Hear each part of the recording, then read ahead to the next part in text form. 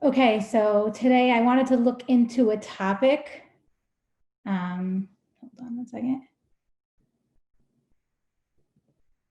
Mom, give me a thumbs up if you're hearing me well. Perfect. Okay.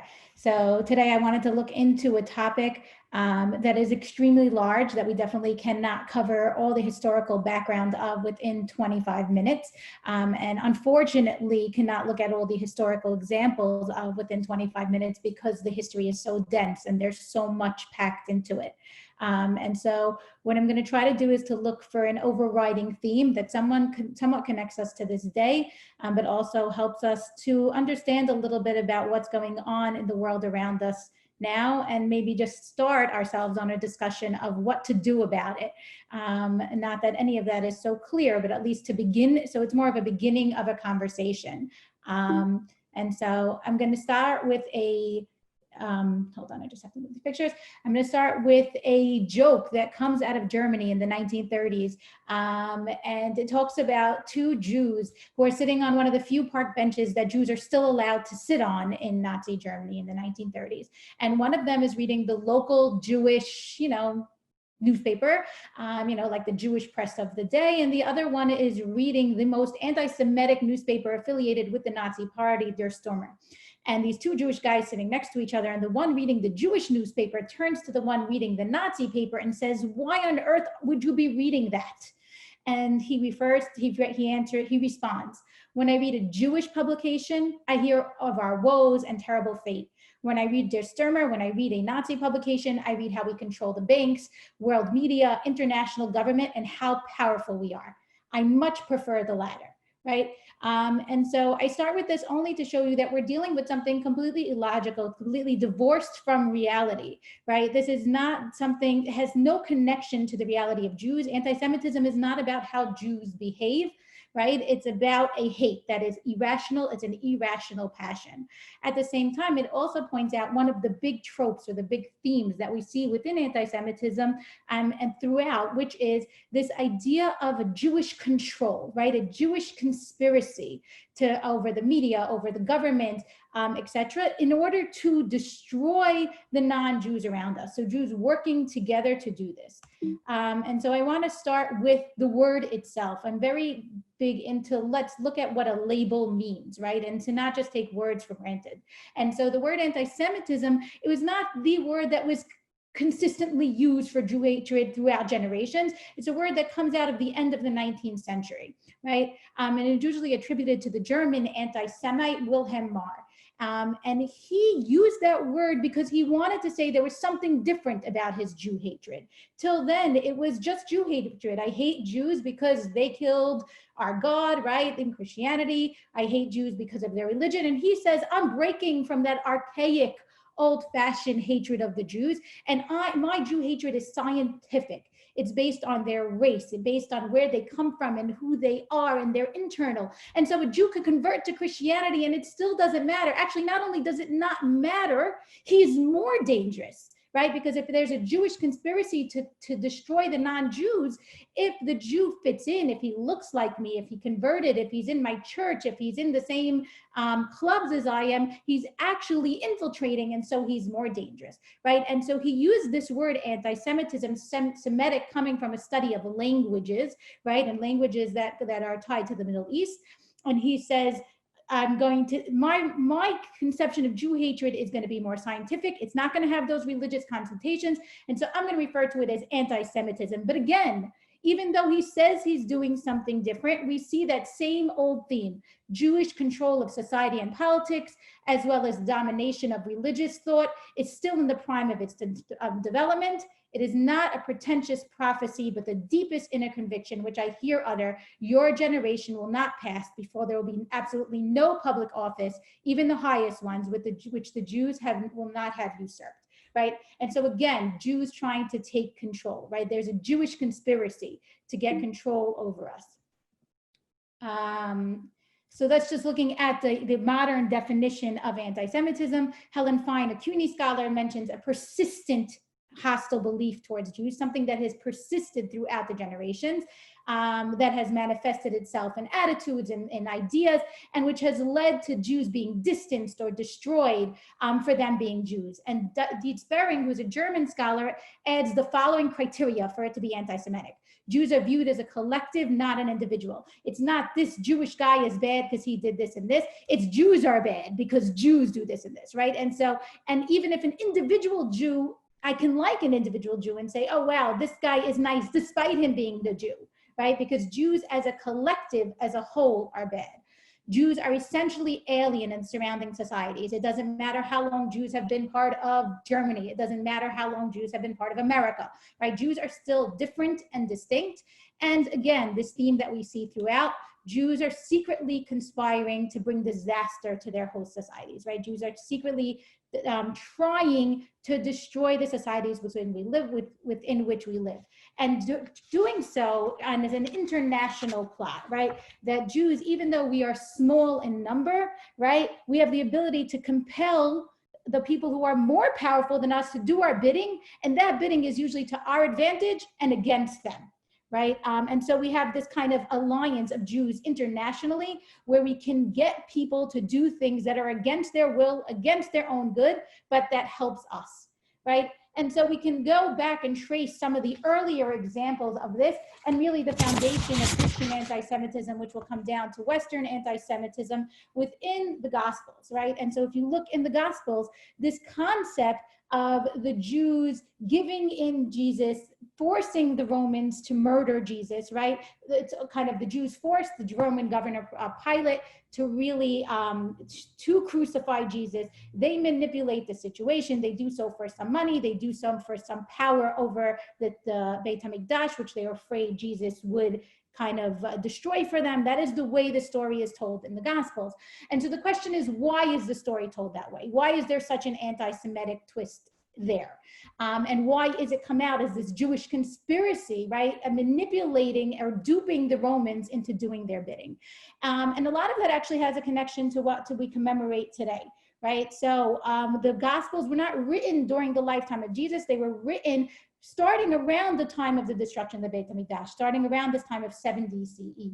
And at that moment, the Christians were a religion that was being persecuted by the Romans, and the Christians were very disappointed that the Jews have not converted. And you have to realize Judaism is not just a competing religion for Christianity. It's much more than that. It's a religion that Jesus spoke to. And so we should have understood. We should have saw the light, and we didn't. And it makes it much more than a competition. It makes it that we kind of are this thorn in their side. These people who didn't see what we should have seen, right? If he was so obvious, if his message was so clear, how come we didn't get it if he was speaking to us, right? And so there's that anger there, and there's this problem that the Romans are rejecting, and not only persecuting, they're not converting, and they're even persecuting Christians. And so when they're going to tell their story of their God, they cannot, or their Messiah figure, they cannot blame it on the Romans. That's not going to work, right? I'm not going to get the Romans to stop persecuting and convert to my religion if it's their fault, right? If they're the ones who chose to kill Yeshu. And so the story gets the focus is more on the Jewish part of the story, and the Jews are a good target at this moment. One, because yes, they should have converted from the Christian perspective, but two, they are public enemy number one at this moment in Roman history, right? The Jewish revolt is not a small thing, right? Just the fact that the Arch of Titus is still standing in Rome, commemorating the destruction of the Jewish Beit HaMikdash, right? And so this idea is that it was an event that the Romans were thinking about, that the Romans were extremely upset about. And so the Jews were a good enemy to use at the time. And so we see this idea of a Jewish conspiracy driven by money, right? And to really, at its core, destroy Christianity. As we go through the Middle Ages, these themes continue. So unfortunately, events, for instance, like the Black Plague, which killed somewhere between a third and a half of European society, which unfortunately feels extremely relevant to us today, living in quarantine from our own pandemic, nothing to the magnitude of the Black Plague, but unfortunately feels too familiar right now. And at that point, during the Black Plague, a theory developed that this was the Jews poisoning the wells. And it wasn't just enough that in a Black Plague in one city or another city where the Jews were, you would say they were poisoning the wells, right? This guy, Joe, poisoned the well, and so we killed Joe.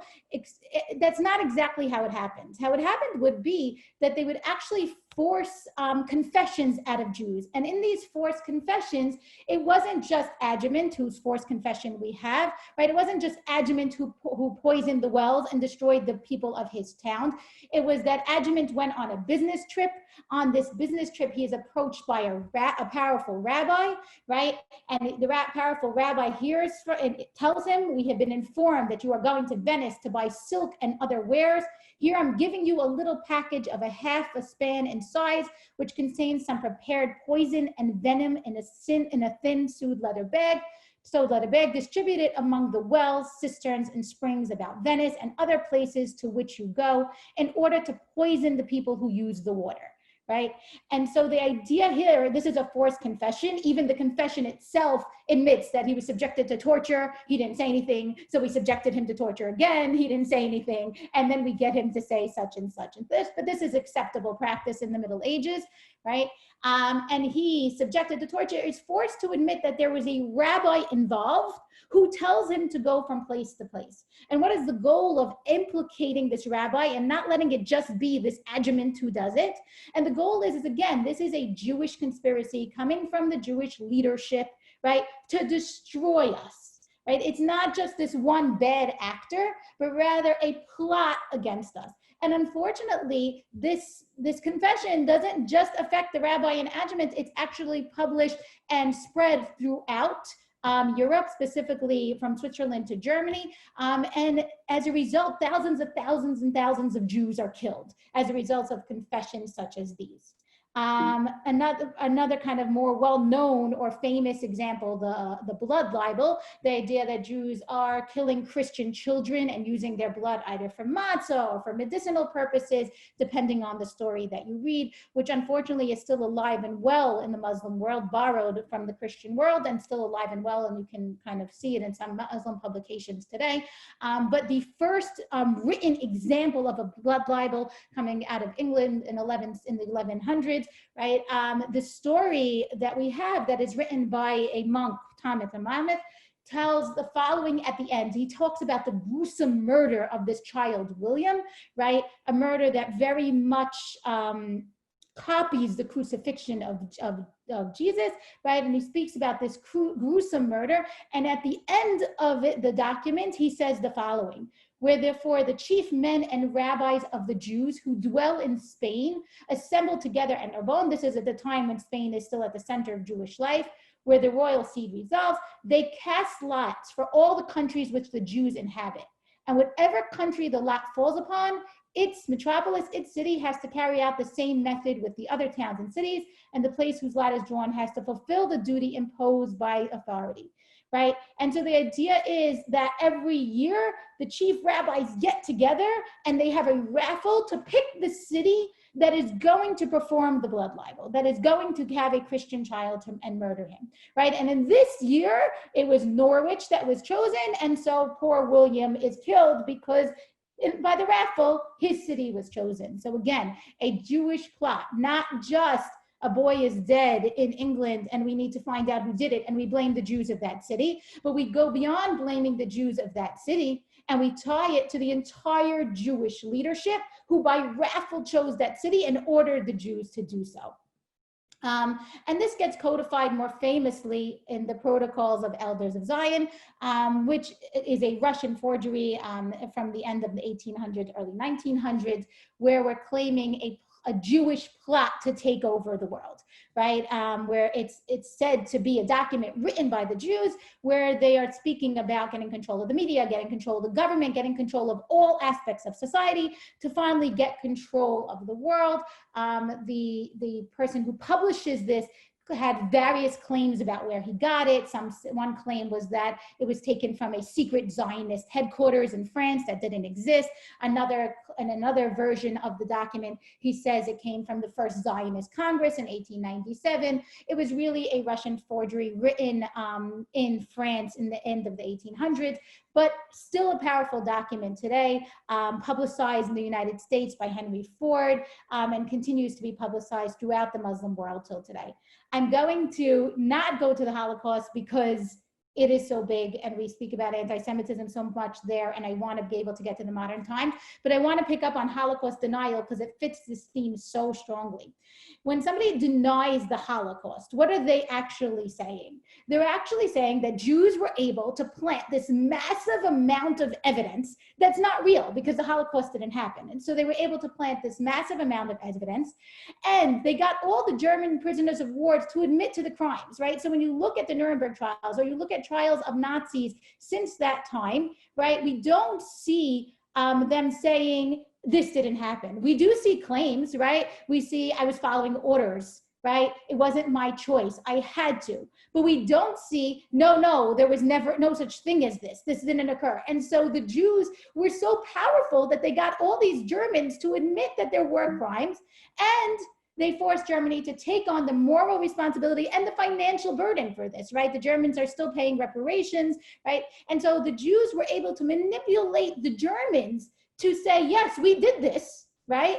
And we were wrong, and we are willing to do what we can, right? Reparations obviously can't fix what happened, but we want to do something, and so we're willing to pay reparations. And why would the Jews do this? One, for the financial gain, and two, for the world sympathy that will lead to a Jewish state, right? So again, the Holocaust denial and the anti-Semitism behind it, in order to believe Holocaust denial, you would have denial of the Holocaust, to believe that the Holocaust isn't real, you would have to believe that the Jews who are so small of a group have the power to manipulate these larger and more powerful nations to believe that the Jews have the capability to create such a conspiracy, right? And so, and the conspiracy is for my own advantage, and I don't care who it hurts.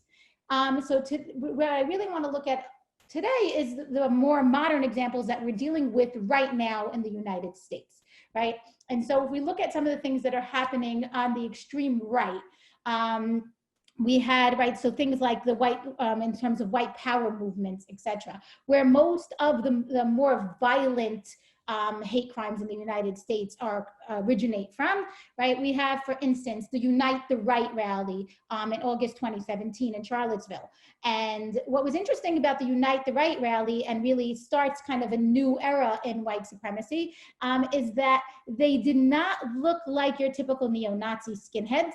The idea was to bring some respectability to the movement, and so they're wearing khakis and polos, and they look like kind of average college students, a lot of them, right? But they're marching through Charlottesville, marching right in front of a synagogue on a Saturday, kind of standing intimidatingly in front of the synagogue. And there's an entire debate about the mayor of Charlottesville not really providing extra protection to the synagogue that day, but leave that as it may. That the chant is the Jews will not replace us, right? The Jews will not replace us.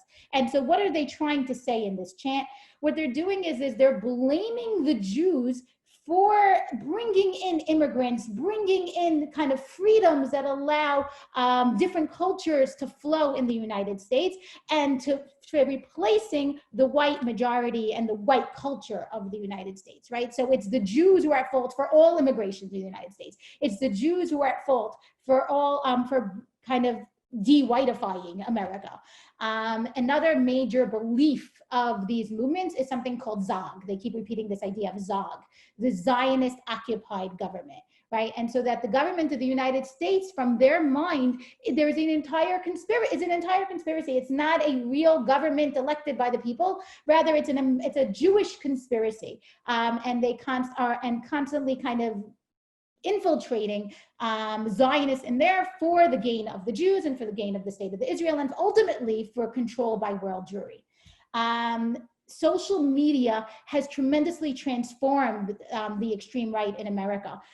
Before the days of social media, the white supremacists would basically send out pamphlets in nondescript envelopes hidden so that they could get through and get mailed. And social media allows them to just bring their hate into the mainstream, right? So one, they say there's like this disinhibition, right? You're less inhibited online, and so you could project more hate. Two, if I am, you know, one of these Twitter accounts that are dedicated to spreading white power and hate, right? Somebody might retweet me. I'm not on Twitter, so I might be saying these words incorrectly, but somebody might retweet me. And in doing so, right, something that they may like, something that doesn't seem as fully offensive. I'm not a full white supporter of white supremacy. I don't even view myself as anti-Semitic, but something, you know, that they wrote really resonated with me. And so now I'm retweeting and bringing into the mainstream things that are really, really the output of hate organizations. And something that I just came across is something called the echo symbol, where they put these 3 parentheses around the name of a Jew. And the idea is, I'm going to kind of toxify this person. I'm letting you know this is one of those people who are part of this conspiracy. And so you could find this all over social media. Some Jews actually kind of self-identified themselves to turn it on its head and put the symbols around themselves, right? But the idea is that I am doing these symbols. I'm letting you know, don't trust Jack's words. Don't trust, you know, Joe's words, you know, because this is coming from a Jew, and putting these symbols around the Jewish name to let you know this is toxic. These are coming from the conspirators. Squirrel Hill, the murder in Pittsburgh in October of 2018, the horrible murder of Jews in a synagogue. The perpetrator, Robert Bowers, had said the following, I believe it was on Facebook before the murder: HIAS, the Hebrew Immigrant Aid Society, one of the most respected organizations in helping refugees, starting with the Jewish community, but expanding to all refugees from various nations. HIAS likes to bring invaders in that kill our people. I can't sit by and watch my people get slaughtered. Screw your optics, I'm going in. And so he blames his decision to murder the Jews of this synagogue, right, on the fact that the Hebrew Immigrant Aid Society is bringing invaders in to destroy the United States, right? That again, the Jews are at this conspiracy to bring in immigrants to kill our people. The fact that the people in the synagogue that he killed didn't necessarily have anything to do specifically with HIAS is irrelevant, right? Though they did host one of the Shabbat that HIAS organized, but again, it's completely relevant. All Jews are blamed for this. And 6 months later, the Chabad of Poway, in San Diego, when the murder happens there, John T. Ernest, the murderer, has a manifesto online, again filled with Jewish conspiracy theories, even going back to saying he's avenging some of the blood libels of the Middle Ages. And so, you know, kind of comes full circle. But is it only on the extreme right today? And, you know, so when we look at the extreme right, white supremacists, et cetera, it's something that's very recognizable and something that kind of, you know, we're used to combating. But it's not only restricted to the extreme right at this point. So I only have about 5 more minutes, so just going to do it quickly, right? So we see the rise on college campuses and throughout the United States. Sorry, someone said something? No, okay. So throughout the United States, this boycott, divest, and sanction movement, right? Okay. Boycott Israel, divest, don't invest in Israel, sanction Israel, right? And this idea is that Israel itself is the cause of all the issues in the Middle East, right? That Israel is the problem, without contextualizing, without looking at a broader picture, but Israel is the problem. And so when a speaker from Israel comes to a college campus, just to give it on a minimal level, we could spend an entire lesson on BDS itself. But when a speaker from Israel comes to a college campus to give a lecture that might not even have anything to do with Israeli politics, could just be about science or anything of that nature, right? We have to protest him speaking and make it impossible for him to speak, et cetera, et cetera. And again, creating this idea that the Jews are toxic, right? The Jews are shouldn't be allowed to speak, should not be trusted on whatever the topic is. Another concept that we've seen strongly on the left and are feeling powerfully now, and I'll go into those examples, is this idea of intersectionality. Intersectionality actually started as this idea of looking at different layers of a discrimination. So the easiest example is a Black woman, right? So she's suffering two types of discrimination, as a Black person and as a woman, right? So it then morphed into this concept that different minority communities who are discriminated against should work together against these oppressors. And for the some of these progressive movements on the left, anyone white, wealthy, or associated with a group that seems to be privileged cannot be victims, right? And for many of these progressive movements, Jews fall into that category, despite the fact that not all Jews are white, not all Jews are wealthy, doesn't matter, right? We cannot be victims, and anyone who claims to be a victim by those who are white and wealthy or privileged deserves unequivocal support, right? And so we're seeing an alliance between the progressive movements and the Palestinian movement with a strong anti-Israel to the point of anti-Semitic bias. And Jews who want to be part of progressive movements, ones that may have nothing to do with the Middle East peace process, right? Want to be involved in women's rights or something of that nature, or civil rights, right? Are asked to check their Zionism at the door, are faced with claims of dual loyalty, et cetera, because Jews cannot be viewed as somebody, and anti-Semitism is left out of the equation. So Professor Deborah Lipstadt gives an example on a college where Black Lives Matters comes and puts up posters of different forms of racism and discrimination that are dealt with in the United States, and anti-Semitism isn't there, right? So anti-Semitism is no longer even on the list of a type of discrimination, because Jews cannot be victims. And any claim to victimhood is just part of that Jewish conspiracy to gain more favor. And lastly, what we're seeing strongly on the left is this yes but, right? So yes, an act by a fundamentalist or an extremist is bad, but we have to put it into context. And so after Squirrel Hill, we have an example of a politician in England, from a liberal Democrat in England, saying absolutely appalling and a criminal act, right? Killing 11 Jews, a criminal act. But does it ever occur to Bibi and the present Israeli government that its actions against Palestinians might be reigniting anti-Semitism? Right? So yes, but we have to put it into a context of what Israel is doing and what the Jews are doing, right? And so yes, it's horrible to be violent, but we have to put it in that context. And by putting it in that context, you're actually decontextualizing, right? Making it focused on Israel and doing something completely anti-Semitic. Luckily, that Democrat had to resign it was called out for their anti-Semitism and had to resign.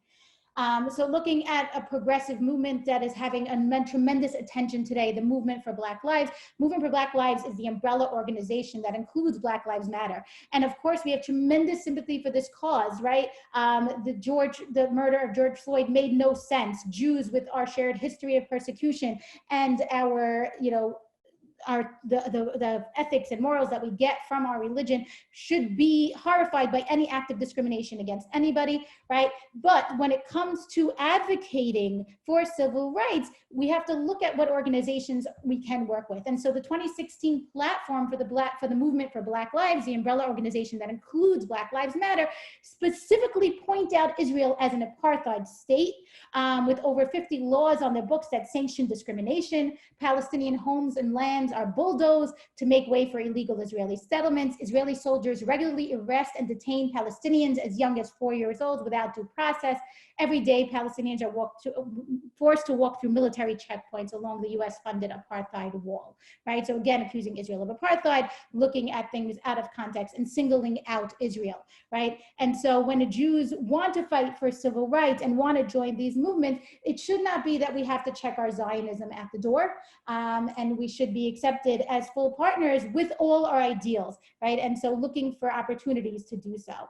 And so another example from the recent rallies is we have from North Bergen, New Jersey, Dr. Muscat saying, in order to defeat this evil that is Zionism, we must realize that the foot on the necks of the Black and brown people, the foot on the neck of George Floyd, of this nation, is the same foot and the same knee that is choking the Palestinian people. So just to kind of end with what can we do about this? And I think that's more of a beginning of a longer conversation, but I'll mention 3 things that Rabbi Jonathan Sachs mentions very quickly. One is realize and recognize the reality and strengthen our security. Two is realize, right, that while this is happening, we still have a lot of allies and a lot of friends and a lot of strong supporters of Israel, and a lot of people who want to work with the Jewish people for human rights and for civil rights and for the rights of all of mankind, and really work with those allies and find them. And third, never stop being a proud Jew, never stop fighting. Right? And so don't be willing to give up your Zionism at the door for another, because that's how you have to join another cause, right? And so really working together as proud Jews and never being willing to give that up. If it was not 12:59, I'm sure we could speak about other examples, but thank you so much for listening.